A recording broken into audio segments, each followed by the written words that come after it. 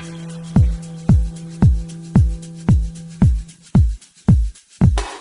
Energized Show, up the Irish. Okay, here we go.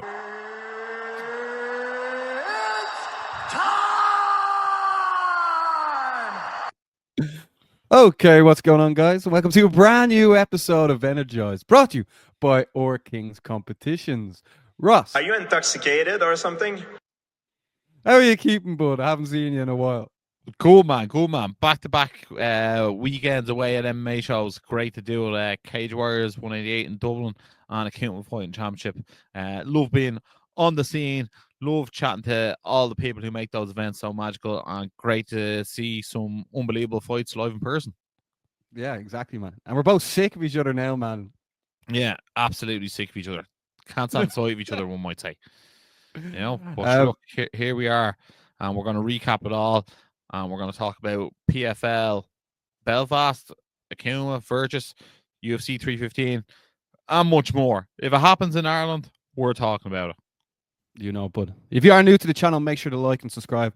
And if you haven't checked out our Instagram page yet, with all the behind-the-scenes interviews, post-fight winners, make sure to check it out.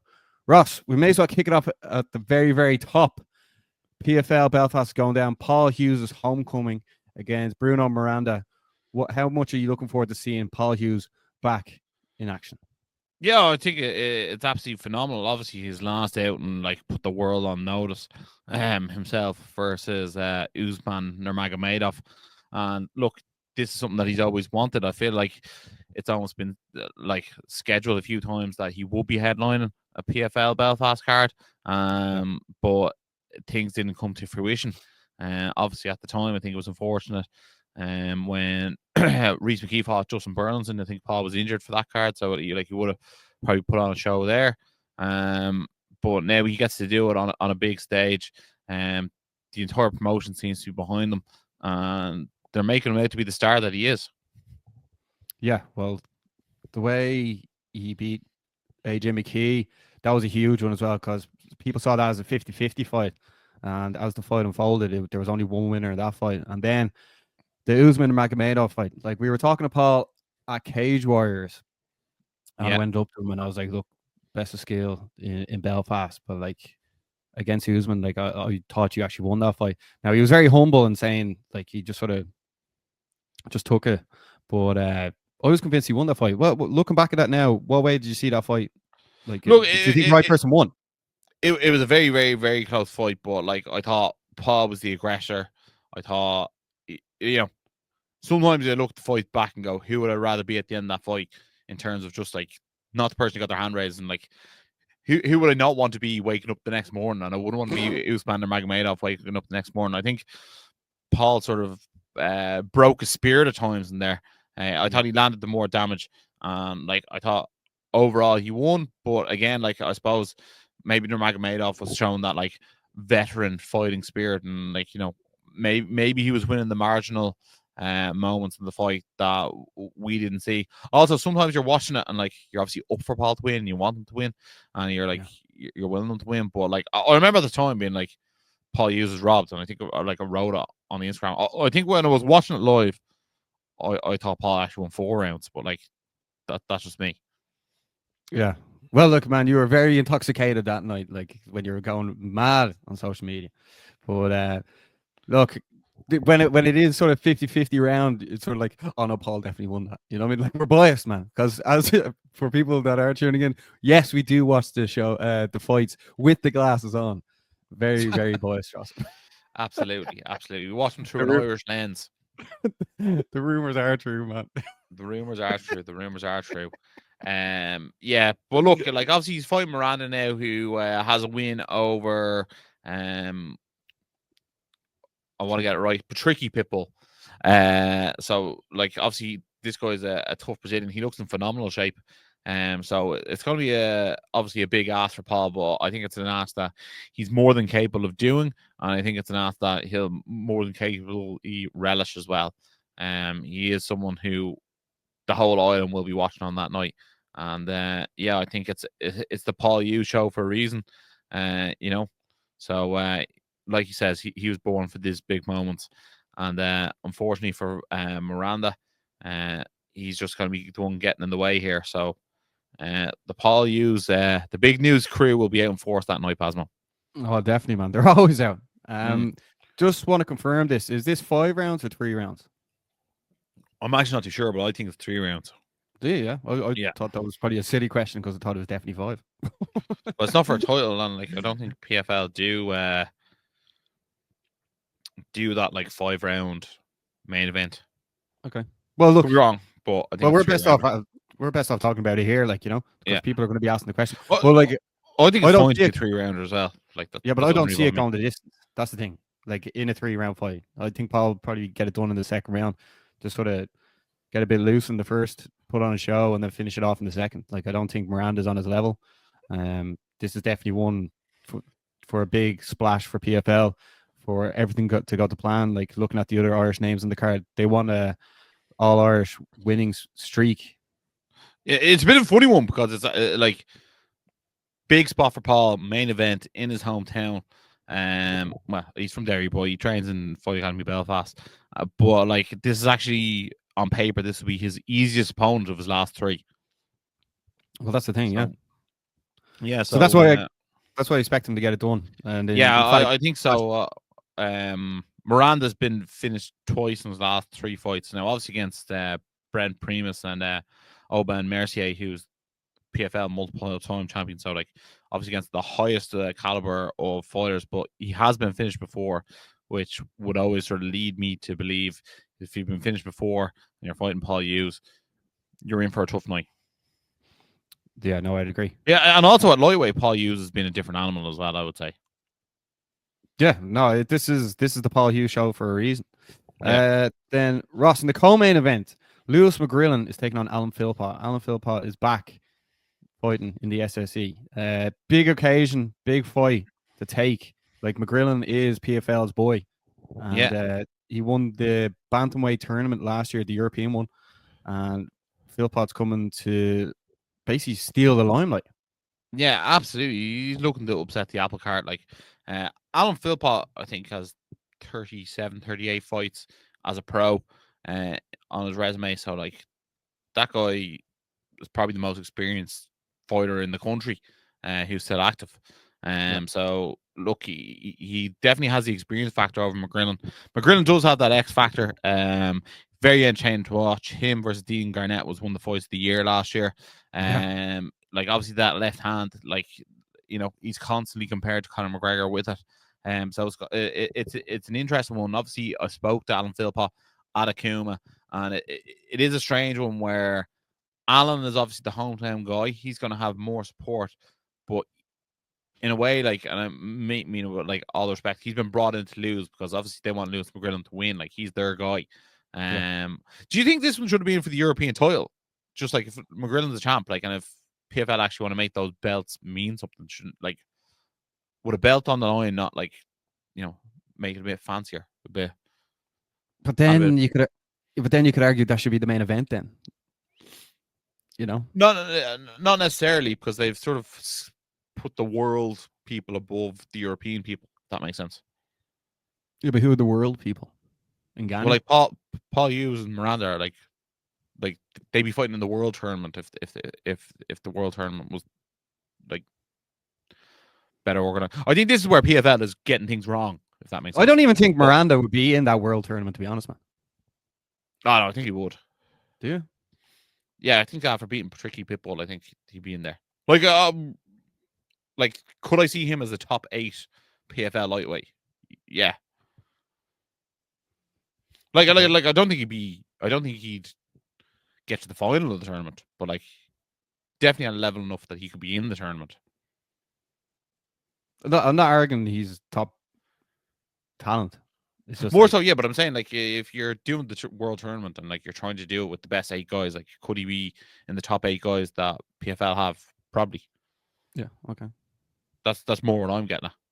Well, I know what you mean. Like I feel like despite the fact he's fought those 3 fights, I feel like his name doesn't maybe carry the weight of some maybe lesser fighters who've maybe fought in the UFC type of thing. Yeah. Yeah. So like, but that hence why I think Paul's on a different level to this guy. Oh no, I totally get that. But like, I don't think anyone on the PFL roster, maybe barring Ganu, will be main event over Paul Hughes. Yeah. Depending where it is, realistically, when maybe it comes to it. Brendan Loughnane. Although he hasn't fought in a while. Yeah, but I think that would depend geographically, or who Yeah. he was fighting, if you know what I mean. Yeah, depending where it is, yeah. Yeah, Well, yeah. obviously, I don't think they'd put Brendan Loughnane in the main event in Belfast, yeah. But Yeah. Well, I don't think they would have put McGrillen versus Philpott in the main event over Paul Hughes in Belfast either. no, but it's more like if there was a title on the line, I think it could be like. Yeah, but I still don't It think it'd be main devalues event. it. I think Paul Hughes is like the Conor McGregor for PFL, as in like that guy's the main event no matter what else on the card. Yeah. The PFL, I don't think they actually knew what they were getting when Paul arrived. Like, I think they're like, oh, okay, we're getting a good fighter, good following. But like the way he's like just gone straight up to like the top five. Yeah, they probably biggest told stars in the him, been organization. like, oh, we think you're going to be a big star, yada yada yada, but they probably weren't ready for the stardom that actually came with it. Yeah, and the absolute dog in him as well, and the way he brings people over to, where was it, Dubai? Yeah, the big news crew travels. Yeah, there's not many people like that on the PFL roster. So No, look, hence why he's here in Belfast. I saw he said he wants this to be an annual thing as well. So this won't be the last time. Going back to what you said, should McGrillen versus Philpott be for a title? The thing is, PFL confused me. Like you win titles, and then like when the calendar season changes, all of a sudden you don't have a belt anymore. it's like once the first punch is thrown of the next calendar year, like you're no longer the champion. I think they're too fixated on like football sports, and they're trying to make it like to follow it like football, but like it's not. And I think like by them not having set champions, I think it's very hard for fans to be like follow the narrative of where someone's going. Like I understand the tournament format and the European brackets, and they're all great and all that. I'm all for that, but like, why don't they do just say like this European tournament that like Declan McLean and the likes are in? Why doesn't like the winner of that then fight whoever won the belt last year type thing? Like have it that way. You win the 100 grand and a title shot at the real European champion, and then after a while, if the European champion wins the belt and defends it twice, well then they get a title shot at the world champion. Like I'm okay with having multiple champions from different regions or whatever, as long as you can make it easier to follow. That's where the issue is. Yeah, that is, yeah. That's really, and like we're the ones who like cover it, so like people cheering the game will be scratching their heads. Well, I saw Sean O'Connell on Ariel Hawani, and like he couldn't even describe what way the champions work. He works for them. He's the commentator. Former champ. Yeah, former champ.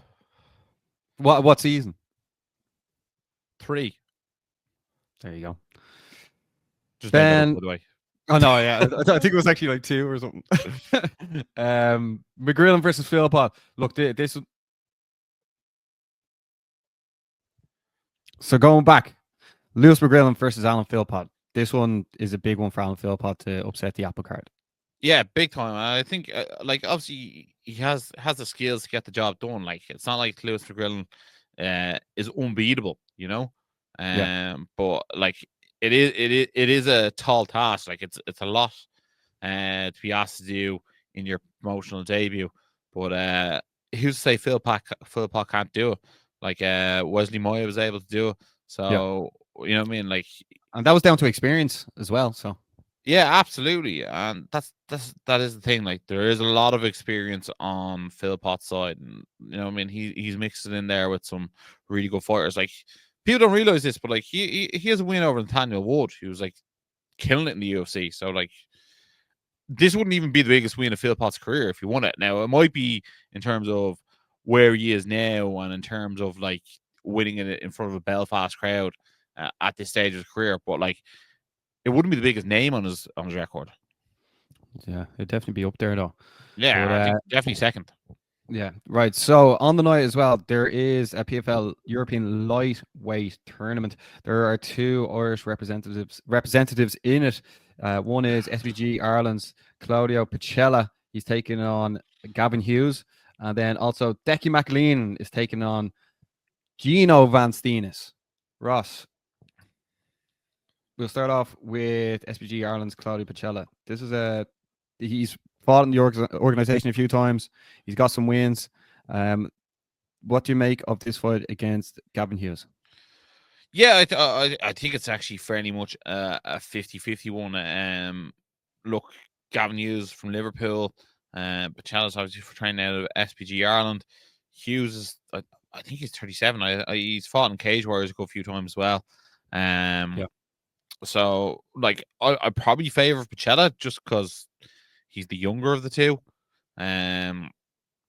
He's only 25, so like you got to believe sort of at 155, someone who's 37, like, you know, they're coming towards the tail end of their career. Pacella's young and hungry. He's fought in the organization a good few times. So I'd sort of just favour him, just being the younger line in this one, Basmo. No, I 100% agree. And then Decky McLean, as I said, is taking on Gino Fanstinas. Decky's making his debut with PFL. When he signed, there was a lot of people very, very excited to see him there. Ross, Decky McLean, we were speaking to him over the weekend. What are you expecting from him in his PFL debut this weekend? Yeah, well, look, he looked sharp. He looked ready. He was in good form. I think. I know he was talking about going back down to featherweight, but I think the lightweight really, really suits him. I think he's not concentrating on cutting weight. He's concentrating on being fight ready, and I think Decky McAleen, he's an absolute dog in there. He's looking to finish the fight at all time. And look, he's got a tough out. Gino Vanstinas, I haven't personally seen him fight before, but we are probably more familiar with his brother, Coslo Vanstinas, who, it's funny that Gino represents Spain, but Coslo represents Dutch when they're actually, like, obviously Gino has part Dutch in him as well.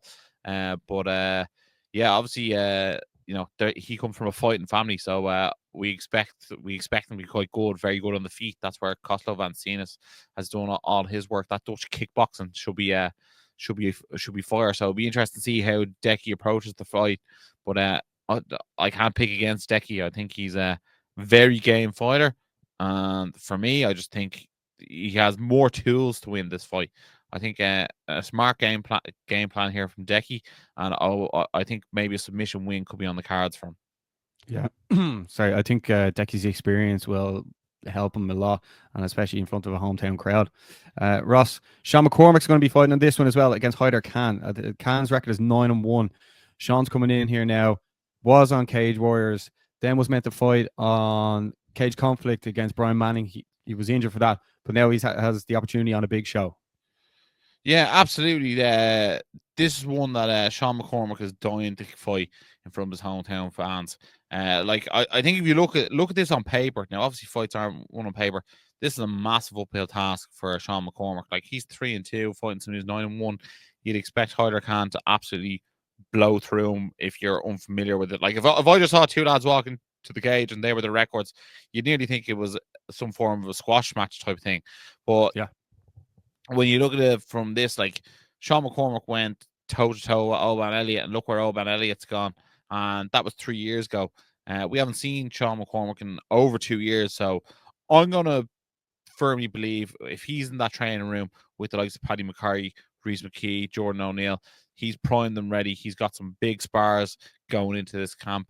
And I think Sean McCormack has the skills to pay the bills. And I think if you're looking to have a bet on this one, it could be one that you could get good odds on Sean McCormack for. Oh, I'd agree. We were talking to Pat McAllister over the weekend as well, and he was like, Khan's record looks impressive, but some of these fights aren't as impressive opponents. So Yeah. Sean McCormack, looking forward to seeing you back in action, bud. Ross, also there's a women's fight in the card as well. Sammy Luxton's on the card. She's another one of PFL's additions that has like a big background in, I think it's boxing, isn't it? Yeah, I think so. Yeah. So make sure you check that one out as well. The fight just before that as well, SPG Ireland's Owen Sheridan takes on Edwards. Looking at this, Owen Sheridan, I think, is 6'4", 6'5" against Edwards, who's like 6'4", 6'5" as well. This is a huge welterweight clash, Ross. Yeah, absolutely. Maliki Edwards is no slouch. He's 4-1 coming into this one. We've seen him fight on Progress Czech FC, which is the organization that Arman Hertzig fought on over the weekend. He actually also has a win over the fella Hassan, who Trevor McKengo beat at heavyweight. So like this guy is definitely no slouch, and I think Owen Sheridan will be his toughest test today. And it's going to be very interesting to see how this one plays out, just based on the fact that, like you said, both are going to be very tall, very long. So they're both going to be really used to having the reach advantage over their opponent. So when that's negated, I think it will all come down to whose skills can pay the bills. And I feel like Owen Sheridan has been getting some good work in with some of the guys, with the likes of Will Fleury and so. I feel like we'll see the best Owen Sheridan we've seen to date, and I'm looking forward to see him in there, and I hope he gets his hand raised. No, same here. Owen Sheridan has previously fought in the Smart Cage as well. He was victorious in Paris. Yes. So that was the end of last year, was it? Yeah. Or was that this year? Oh, now you're asking me. It was definitely within the last 6 months. Put it that way. Yeah. It was. Yeah. Okay. Yeah. No. Well, I don't think it's actually outrageously relevant when exactly it was. No, it has to be. It has to be last year, I think, because didn't they just start off with doing the tournaments on the Thursday? They didn't come back. I think so. Yeah. Hold on, I'll pull up the day here for you. That was the 14th of December. So will be forgiven for not knowing whether it was this year or last year. It was within the last 6 months, though. Yeah, it was indeed. Okay. And then Ross, the curtain jerker, Corey McLaughlin from Fight Academy Ireland against Nahom Weddy from SPG Ireland. This is an all-Irish clash. That's why if you're going to the event or if you're tuning in, you have to make sure to watch this fight. Corey McLaughlin, he's own one as a professional fighter of Fight Academy Ireland. He previously lost against Mario Di Tofano in the main event at Cage Conflict. A teammate of Nahom Weddy. Teammates of Nahom Weddy. And if you're not too familiar with Nahom Weddy, he has a very decorated amateur career. He's making his pro debut. He's one of the most talked about fighters in the country. Like you may have seen him over the last couple of years, like calling out boxers to fight in Misfits. He was signed with Misfits. He was meant to fight Anderson Silva's son. That didn't come to fruition. But I think he's actually quite viral on TikTok as well. But Ross, this John Kavanagh has previously been on with Errol Hawani saying a person you have to look out for is Nahom Weddy. That's why this fight between these two guys is a huge fight on the Irish MMA scene. Yeah, absolutely. I think if PFL did a press conference with all the fighters and Nahom was there, he will definitely try and take over that press conference. He's one of those types of guys. Look, it's going to be very, very interesting to see how this fight plays out. And Nahom Weddy, I think, was the number one ranked on Tapology between featherweight and lightweight for a while. I think Corey McLaughlin also was number one at one stage. Both have very impressive amateur records. Obviously, Corey McLaughlin fought a really tough fight in his pro debut against Di Stefano, and like that was one of those ones where I was like, "Oh, this is like an absolute mouth-watering fight for the fans," but also like you felt like whoever came out with a loss off the back of things, like had a small bit of rebuilding types to do. And I feel like what a way for Corey McLaughlin to come back. And look, I feel like from speaking to Pat and then thinking about like the other sort of featherweights in the room at Fight Academy Ireland and lightweights, like your Paul Hughes, like your Scott Harvey, like your Matthew Elliott. I mean, Corey McLaughlin's going to be in absolute prime shape with this one. And you got to believe he's probably had one of the best camps of his life. So I think this one's going to be an absolute, like, what a curtain jerk, as you say. Like this one here, absolute banger to start off PFL Belfast, and it'll get the fans in early. No, it definitely will. Like the thing is, PFL win no matter what. Who wins this fight? Because obviously you have the outspoken Nahom Weddy, and then also you have Paul Hughes, one of Paul Hughes' main training partners, Corey McLaughlin. I can't pick in this fight. But I can't pick this fight, but I'll give a prediction. I think just based on activity, Corey McLaughlin has to be the favorite going into this. There we have it, Basmo. PFL Belfast. Keep watching because it's going to be a big one. Yeah, make sure we'll be posting everything as well in the build up to the fight. So make sure to tune in. Also, just what happened over the weekend, Carl Moore from SPG Ireland was defeated in the PFL light heavyweight tournament against Shoeface Carlos Jr. Antonio Carlos Jr. That's good. Yeah, Antonio Jr. Yeah. Looking forward to seeing Carl Moore back in action, though. Right, Ross. Looking at what happened over the weekend in Irish mixed martial arts, we have to start off with Virtus that happened up in Omagh.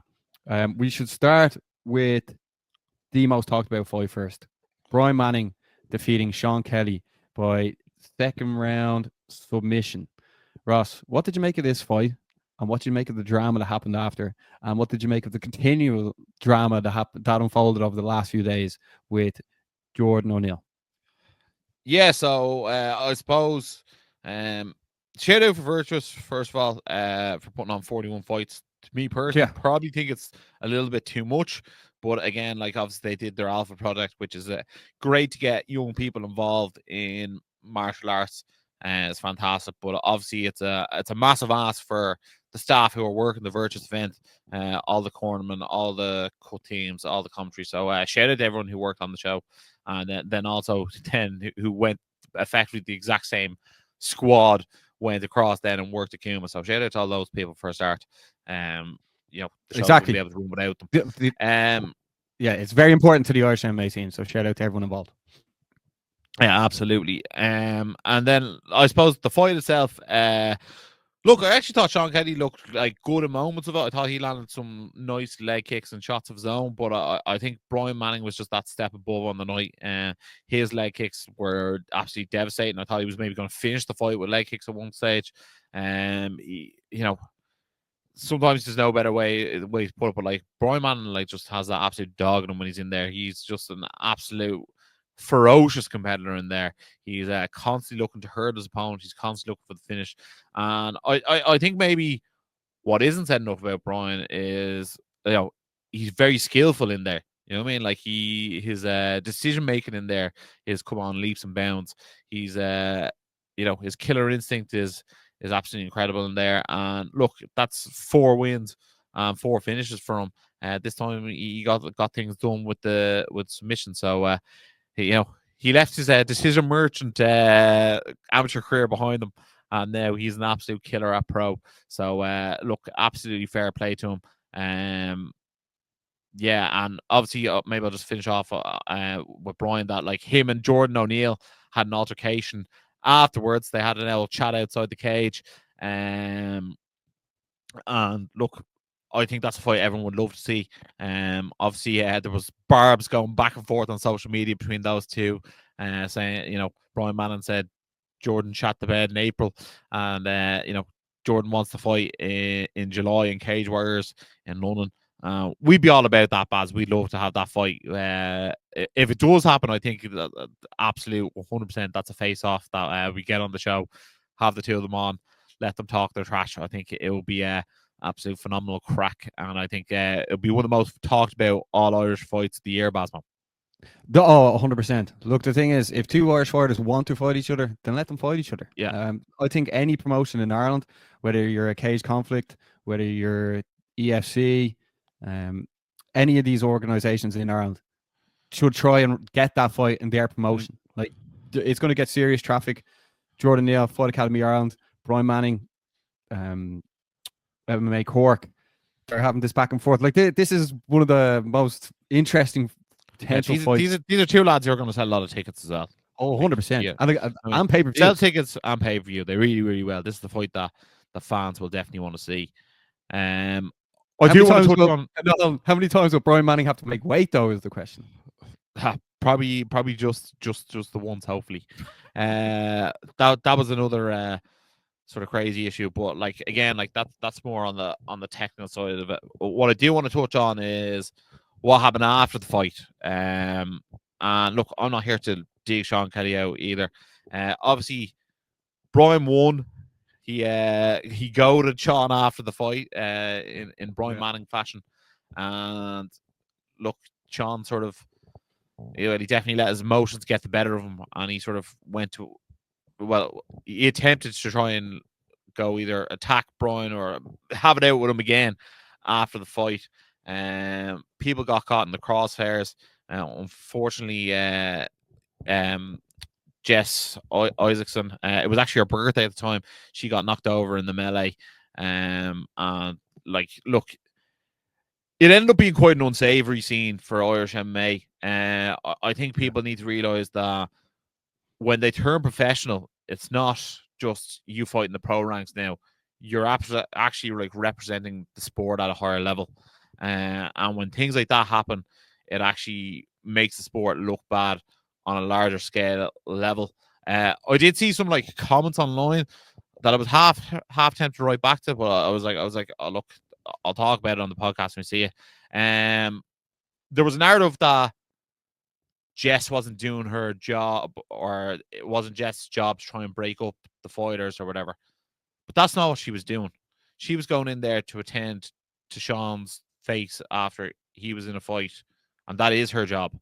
And despite the fact she was pushed over, she actually got back up, and as the professional she is, she went over and actually started doing her job and attending to Sean's face. So I want to say, like, absolute outstanding professional. She is like the leading cup person in Ireland. She is unbelievably phenomenal at her job. She is like such a strong figure in the Irish MMA space, and she's so well respected. So just want to say the entire MMA community sort of gathered behind Jess, and just checked in on her, made sure she was all right, and wished her happy birthday at the same time. So that was great. Things that I felt like could be different going forward. Now, look, this is also not trying to dig out Virtus either. Like, it was only their 4th ever show, so like they're still learning and developing as well. I felt like maybe they should have known the amount of bad blood between these guys and added more security for this fight, or had like more people involved. I also think I saw Sean and did an apology video as well. Like, fair play to him for what he said. I wasn't mad on the format of it. He was sort of like walking around his garden doing it, and he was like out of the shot half time. But I think it would feel like if he actually sat down and looked at the camera, it would have hit a bit harder, I think, for him. But like, that's just like a personal thing. Like, I'm not saying he didn't mean his apology, but I felt like it would have felt a bit more heartfelt. Yeah, like I felt like Virtus should have come out and made a statement just about, like, obviously they're running shows, like the staff they're hiring, like it's on them to have them protected as well. And I feel like they should have just come out and said something about it. And again, that's not a dig at them. They're only 4 fights into their MMA journey, and like they put on a lot of the Alpha Project fights. So it's not like they've been running many pro fights on their cards before. I think it's maybe their third.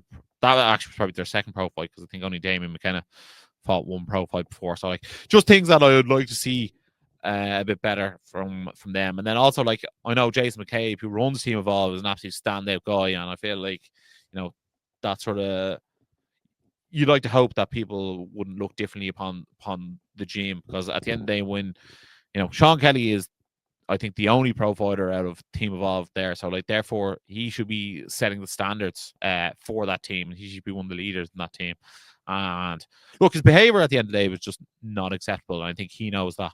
And I think it's been said that he has like a year ban. I don't know how that gets enforced now, or maybe there's promotions on the island don't book him for a year, or whatever way it works out. But again, yeah, look, those scenes just can't happen in Irish MMA, especially at a pro level. And also, I don't think another thing that was sort of said, it was like, people wrote, "Oh, don't worry, man, you just lost a head. Don't worry about it." But like, I just don't think injuring innocent parties, saying, "Oh, you got annoyed and lost the head," is actually a good enough excuse for that. Like, to me, like, there is no excuses for that behavior. That they're my thoughts on it. I know that was a bit of a ramble, but let me know if you have anything to add. No, I'd agree. I think obviously the battle up between Sean and Brian, that's what, like, that was basically it. Like, I mean, the narrative going in that these two guys really don't like each other. Like, and like, I'm all for a bit of bad blood, but like, once the fight's over, you can't go again. Yeah. It's not like, sure, look what happened to Paul Daly after he punched Josh Koscheck. Like, his career went down the toilet after that. You know what I mean? That was the first thing that came to my mind. Yeah. But look, I'm sure Sean will learn from this, Yeah. as a lot of people do. Like that's why when Yeah, that's the thing. Like, I don't think Sean's necessarily a bad guy either. Like, I mean, like, I don't think Yeah. like he's a terrible guy, and I'm not trying to dig him out. But like, if anyone did that, like, I can't defend those actions because they're indefensible. Yeah, exactly. Just for people tuning in now as well, like if like a lot of fighters watch this, like just learn from this, and Yeah. then look, we can all grow, because like Yeah. what when something bad happens in the scene, everyone's painted with the same brush. You Yeah. know yourself. Ross, then in the main event, Dave McKenna defeated Alex McCook in the first round by submission. He's there now, featherweight champion. Dave McKenna, like, I think the time is right for him to either get a bigger fight on the likes of Cage Warriors. I heard Phil Campbell mention that a good fight again for Damien would be someone like Tiernan Loughrane on Cage Warriors. Yeah, I'd be all over that. Yeah, well, look, I think the issue here with Damien McKenna is that if you add up all his opponents' records on the pro scene, they're like 0 and 10, 11, 12 or something at this stage. You know what I mean? So if he goes to Cage Warriors now and fights a Tiernan Loughrane, a pro, who's like 2-0 also, but has fought people who have won fights, I feel like that's a massive step up from now. I feel like he's basically fought the same caliber opponent 3 times, been no progression there. And if anything, maybe even a small bit of regression. I feel like the fight he just fought there was easier than the time he fought Ivanovic, effectively. And look, this is not a knock on Damien McKenna. He's got lots of talent and he's a lovely fella. I only want the best for him, but I also don't want him to go too quick too soon, because now his record is 3-0, or he has if he had another easy fight, went 4-0, and then all of a sudden, you know what I mean? Like, look at someone like Tiernan Loughrane's brother, Caelan Loughrane. He won the Cage Warriors belt at 7-0. You know what I mean? Like, so like that's only, that would only be 4 more fights for Damien McKenna. And if we actually look at Cage Warriors 188 and all the featherweights that were fighting on that night, you know what I mean? That's a very steep, stacked division. You know what I mean? Like, Damien McKenna's now 3-0, Solomon Simon 6-0. You know what I mean? Like, if you take, I think Scott Harvey now 5-0? Yeah, 5-0. You know what I mean? Like, if you look at who these guys are beating at that stage, you know what I mean? Like, Damien McKenna, he needs to fight, like, his next fight needs to be someone who's like 2-2 type of thing. You know what I mean? Like, that's where he needs to be next. So I don't know if his next fight is definitely Cage Warriors or not, but I feel like, yeah, I feel like him beating Alex McCook in the fashion he did it didn't really do much for stock, nor did it do much for, a litmus test for him to know where he's at, if that makes sense. Like, I don't know how good Damien McKenna is at pro from watching him beat those 3 guys. That's where we're at. I just don't want to go into dangerous territory where it's like, well, he's 3-0. Here's a guy who's 6-1, who, like, is further along in the pro game than he is, No, I get you. Is there anyone else, any other featherweights that are sort of trying to knock, or that are like knocking on the door of Cage Warriors that could have a main event fight against Damien for the featherweight title? Hard to know. Maybe Damien McKenna fights the loser of Nahom Weddy versus Corey McLaughlin on one of the regional shows. He's fought Nahom Weddy once, if not twice, before at amateur, and Nahom won. And then obviously Corey McLaughlin, if he went 0-2, I feel like I know that again that's someone without a win on the record, but Corey McLaughlin was a different animal at amateur than any of the guys Damien McKenna has fought at pro. I just got one here. Mario Di Tofano against Damien McKenna. Yeah, I think that's stylistically, I think that's a very tough fight for Damien in terms of Mario's like jiu-jitsu level and stuff like that. I'm not saying Damien has bad jiu-jitsu, but Mario's a black belt, very, very good. Stylistically, it'd be a very tough one, but I think that's the type of fight he should be looking for. Someone who is 1-0, 2-0, 2-1, 2-2, those sort of fighters. Against and when I say 2-2, they have a somewhat credible win on the record as well. Oh, there you go, matchmaking. Yeah, I'm sure we'll hear back about what. Yeah, we exactly. About here, because that was like that. Well, like well, the thing is, I just want to say on Verge, like, fair play to them for putting on 41 fights. Like, a lot for for them to do, and like hopefully they do smaller shows going forward, because it must be very hard for them, for the guys at the top end of the card, to know exactly when they're going to come out and fight because of the 41 fights beforehand. So yeah, I think Jerry said that they were going to sort of separate the Alpha Project from virtual shows going forward. So like I think that's your best bet to do. So that was virtuous, absolute chaos in the arena, and we weren't even there, man. So we were there in spirit, because when we put out the posters in the build up, the Fighting Irish ones, put out Mr. Big Stuff for Sean Kelly, and then when Brian Manning was walking out, he used that song, and then Sean Kelly used the same song as well. So we were there in spirit, man. Yeah. But the event we were at was Akuma Fighting Championships that went down in the Jim Baker Stadium in Antrim. Ross, what a night for Irish MMA, topped off by a very high level pro fight. There was four other title fights underneath it. Steve Moore ran a great show, as always, and also everyone else that was involved in another fantastic performance, especially the likes of the cut team, and shout out to everyone else involved. Ross, where do you want to start here? Yeah, I think we'll start maybe with one of the fights that I wasn't expected to be as invested in, but the fans were super invested in, was the novice featherweight title fight between Max Mahaffey and Fraser Roberts. Max Mahaffey, it seems to be a future star. The crowd went nuts for him when he won. There was plenty of like commentary on their fight and the build up to the fight. And the kid has great jiu-jitsu. So I think, first of all, I just want to say that was incredible. There are one or two other like fights that I want to touch on that I was like, wow, that one was really, really impressive, before we do go straight into the title fights. Give me 2 seconds here, because the Franek Zajic fight against Gregorian, Franek from Barbarian. He ate some massive shots at the start and then came back and got the rear naked choke win. That was outrageously impressive. And then for me, fight of the night was Miss Kimmin. He was fighting, I'm trying to think of the guy he was fighting. He was fighting from Conor Gribben from MFMA. Barry, that fight was insane, wasn't it? Those two went to war with each other.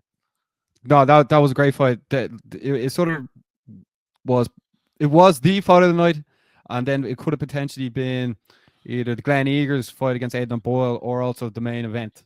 Yeah, like, there was those three fights really stood out. Yeah.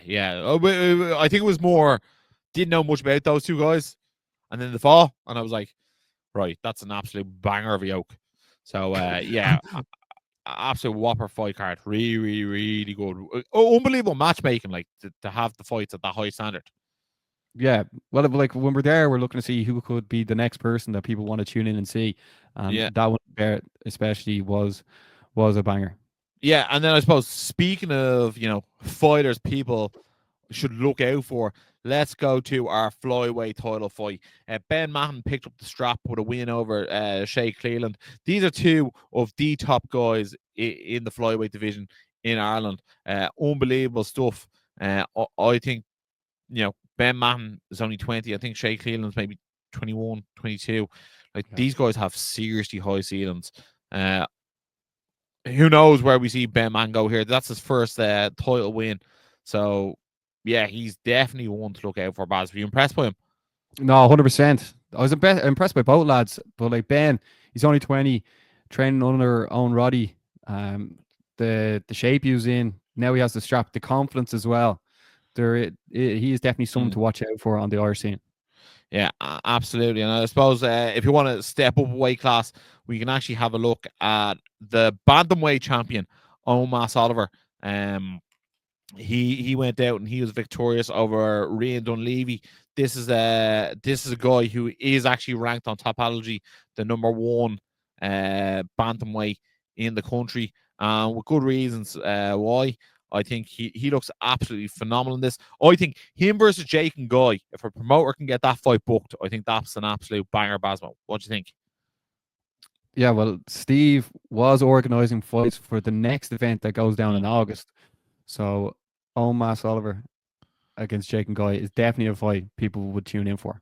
Oh, 100%. I'd be all over that. Like, I think that's one that I'd definitely look at to be booking a fight as a promoter. And then we had the interim lightweight title between Glenn Eagers versus Aidan O'Boyle. This one was an absolute fight in a phone booth, I think I described it as. It was an absolute banger of a fight. Both guys stood, traded. I think both coaches got annoyed at their fighter that they were taking so much damage and giving out so much damage at the same time. But this one was an absolute fans delight. I think it was a split decision win for Glenn Eagers. I spoke to Glenn after the fight. He talked about maybe going pro in the near future, but he's going to talk to Chris Fields about it. And then he got into the cage face to face with Dominic Rhodes. And it looks like that could be the fight next. That's a great fight for a Akuma Fighting Championship. That's a great fight for both men. I'm really looking forward to it. And then No, it was an absolute epic fight, and Dominic Rhodes against Glenn Eagers in August. It's booked, so make sure to tune into that one. Yeah, absolutely. And then our last visit before we go into the pro ranks was the welterweight division. Abdul Zuraybev, I think is how you say his name, from SPG Ireland. He picked up a win coming in on short notice against Sean McDermott. So fair play to Sean McDermott. He's game for taking that fight on short notice. And sorry, excuse me. And with that, I think it'd be interesting to see who he fights next. And then also, with that being said, we'll move on to the main event. Troy Gibson versus Ben Johnson. It was an absolute banger of a fight. This is one of the best pro fights for someone's pro debut I've seen in a very long time. Ben Johnson was absolute game as hell in this. He hit Troy with some massive shots at certain times. I was so impressed with it. And then Troy Gibson showed great composure and unbelievable chin and really worked so hard to get into the better positions and get his hand raised. I did think Troy deserved to get his hand raised this one. He landed some big shots, some nice short elbows. And I think for me, it was an unbelievable fight that capped off the night. And that could easily also have been a fight of the night contender as well. Unbelievable fights. Kuma Championship. What a job. What a fight night, Basmo. Oh no, it was absolutely epic, and that's why we can't wait to see it again in August, Ross. Absolutely. Guys, I just want to say thank you so much for everyone who interacted with the post on Akuma as well. That was absolutely fantastic. Thank you for supporting your local MMA shows. Thank you for supporting Virtus. Thank you for supporting for the Energized Show. It's absolutely incredible. Irish MMA is on fire at the moment. So obviously Irish MMA is on the up. And Ross, we cannot finish the show without speaking about the world of the UFC. Before we look at this weekend's UFC 315 card, I just want to ask you this question. In last week, Eddie Hearn was on with Ariel Helwani, and he was saying that he could not name, I think it was 5 or 6 superstars in the world of mixed martial arts. What are your thoughts on Eddie Hearn's opinion? I feel like now Dana White is venturing into boxing. He's changed his tune a bit. So I think the likes of, maybe not at the absolute pinnacle, but like I think John Jones is a star. I think Tom Aspinall is a star. I think Pereira is a star. I think Israel Adesanya is still a star. I think Hamza Chimaev is a star. I think Paddy Pimblett is a star. Islam Makhachev is a star. I think Merab's a star in his own right. I think Sean O'Malley's a star. Dustin Poirier, Justin Gaethje, Max Holloway. Like, I think these are all sort of big name fighters who people are going to come out and see, saying like equal, if not more, star power than, Put it this way. I think like boxing looks good coming off like sort of Eubank versus Ben. But if you put just one of them against someone else, it's not as big a fight. Like, that's the biggest fight either of those two can get in, actually, for their own stock. That makes sense. Yes, they could put one of them in against like a Canelo or something like that. But at the end of the day, like they're just pure B side against Canelo. You know what I mean? Yeah. So at the end of the day, like I think now that Dana White's in the boxing game, I think Eddie Hearn's less matey and less complimentary. I gotcha. Well, like that's the thing. Like a lot of people need a big name opponent. Like look at the way when John Jones fought your like Dominic Reyes or Anthony Smiths. Didn't do or much Thiago for him. Santos. No, it didn't. Whereas that's why this big one against Aspinall has to be made. Or Yeah, that's why there was big time. talks of he could have potentially fought Pereira. Yeah, absolutely. Like, So there you yeah, have it, so like, you know. yeah, so there was just jabbing. Eddie Yeah. Hearn was just jabbing at the mixed martial arts stars. Yeah, big Um, time. Yeah, well, just over the weekend, Corey Sandhagen defeated Davison Figueiredo. Ross, you got that prediction right. Corey Sandhagen, who would you like to see him fight next? Just about got it right. Look, I think there's a few potential opponents for Corey Sandhagen next. Like the bantamweight division, you have to say is one of the most stacked divisions that there is. Also with the fact that like we already know who the next title fight's going to be. Obviously, it's going to be Sean O'Malley fighting on against Marab. I think it sort of leaves you open to, who's next. I think Piotr Jan is a great option as a fight for Corey Sandhagen. But I also think a rematch against Umar Nurmagomedov is also a fantastic fight because some people thought Corey Sandhagen beat Umar Nurmagomedov. So seeing those two run it back for the #1 contender fight will be quite thrilling. And I do think Sandhagen versus O'Malley is a fantastic fight. I'm not as mad on Sandhagen versus Marab as a fight. Okay, that's right. That's a lot of options, Ross. Mm. And options are always good in the fight game. People love And- a few options. Yeah. Okay, so Ross, this weekend UFC 315. Do you prefer 315 or 315? 315, I think. 315. Okay. Goes down this weekend.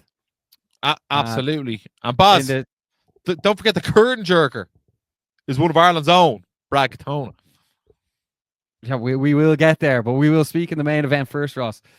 There was 2 title fights. The first one being Bilal Muhammad, remember the name, against Jack Della Maddalena, one of Max Lally's training partners, for the welterweight title. Yeah, I think this is a very tall order for Jack Della Maddalena to live up to. Bilal Muhammad has looked unbelievable in his last couple of fights. He's really shut down his opponents. And look, I think it's going to be very, very hard for Jack Della Maddalena to win this one. Bilal's pace and his wrestling ability is what sort of got him to the dance, and I think we can see him implement that again. I think Jack Della Maddalena's best chance to win here is probably a knockout, Basmo. What are your thoughts? No, I'd agree. And I did notice when you were saying superstars, you didn't mention Bilal Muhammad's name. Remember the name? I didn't remember the name. I didn't remember the name. Exactly. Just looking at this fight, I think Jack Della Maddalena, he comes from a boxing background. Bilal Muhammad, like he's been training with the likes of Khabib's team. I just think Bilal is in his prime right now, and he will get the job done. I wouldn't say it'll be emphatic, but it'll be another win for Bilal. The thing is, who would you think the UFC would prefer to win?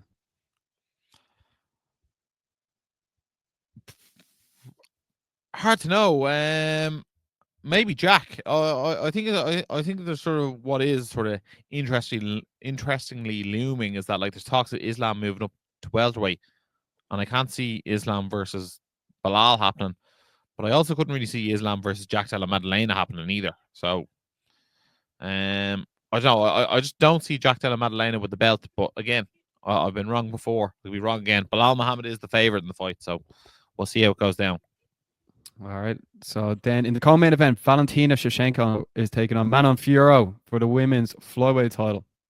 Ross, you can't see past Valentina in this one, can you? Well, interestingly enough, Manon Fiorot is actually the favorite in the bookies for this fight. Fiorot has been on absolute fire at the moment. She's looked absolutely fantastic. Like she beat Aaron Blanchfield in her last fight, and I think people were very, very high on Aaron Blanchfield. And the fight before that, she beat Rose Namajunas. So, like, the caliber of fighters she's beaten in her last two fights have been very, very impressive. So, like, I wouldn't back against Manon Ferro. So, and I think Valentina, after losing to Alexa Grasso, then obviously, there was that draw in the middle of their trilogy. You know, people, I think she's been humanized a bit more, Valentina Shevchenko. So I think she feels more beatable. And also, she had that really tough fight with Talia Santos. So maybe is age coming in as a factor, Valentina Shevchenko? Who knows? Oh, I actually think I'm going to pick Ferro on this one, if I'm being honest. Really, yeah. Yeah. Would she'd be a good person for the UFC to get a title so she could potentially headline one of these French cards as well? Yeah, absolutely, absolutely. And it looks like UFC have like a backup plan in place as well for this fight, because Alexa Grasso is fighting Natalia Silva on this card. So it looks like if one of those two fighters pull out, we'll probably see one of those two moved in for either a title fight or an interim title fight, depending if Shevchenko got injured. Yeah, and then Jose Aldo is on the card as well. And Benoit Saint Denis is also on the card. Ross, you were saying that Bracatona is going to be on the card. Fights out at SPG Ireland. He is taking on Bezak A. McCann. This event obviously goes down in Canada. Yeah, absolutely. Obviously, Bracatona, a Canadian native. Obviously, hometown fight for him. He's actually the underdog in this one. He's fighting a Kazakhstani fighter, and we all know the Kazakhstanis have a solid fight results in the UFC. He's 11-2, but he is not the Ultimate Fighter. That is Brad Katona. He's the Ultimate Fighter champ, and I'm picking Brad Katona to get W in this one, Basmo. Very biased as always, but very biased. Ross, just before we wrap things up, what else is going on this weekend? We said make sure to check out PFL Belfast on Saturday. That leads into UFC 315. Then also there's a Evolution Muay Thai goes down on Saturday as well, and Lee Wood takes on Cocaine for the world title as well on Saturday night. Ross, that's what it wraps up everything. It's been very eventful. The last couple of weeks have been action-packed. Absolutely. And if you didn't know, now you know. So make sure to like, make sure to share, make sure to subscribe, make sure to come back next week. And as always, stay energized. The Energized Show, up the Irish. It's the face that runs the place, Chaos Curtis. I want to thank the Irish MMA community so much for getting behind me. Yup, the Chaos Cartel.